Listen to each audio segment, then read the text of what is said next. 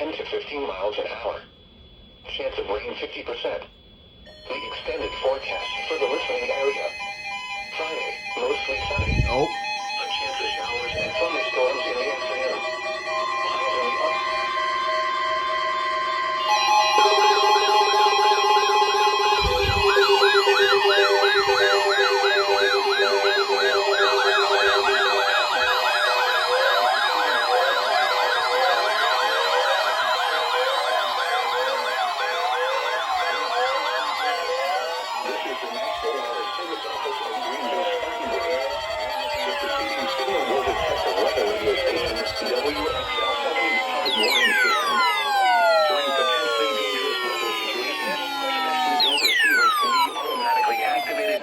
Impending hazard.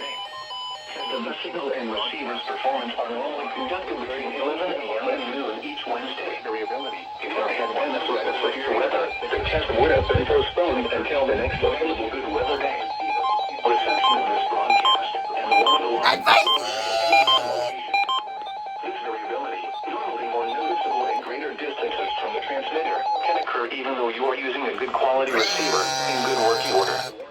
The warning alarm will be activated for hazardous watches and warnings. It would have been a perfect activation if you went on. Frequency of 162.475 megahertz. The warning alarm will be activated for the following counties in North Carolina: Alexander, Anson, Cabarrus, Catawba, Cleveland, Gaston, Ardell, Lincoln, Mecklenburg, Montgomery, Richmond, Warren, Stanley, and Union. August 8th. In South Carolina, Cherokee, and York. This concludes the NOAA Weather Radio. All hazards for an alert test. The normal high is 90.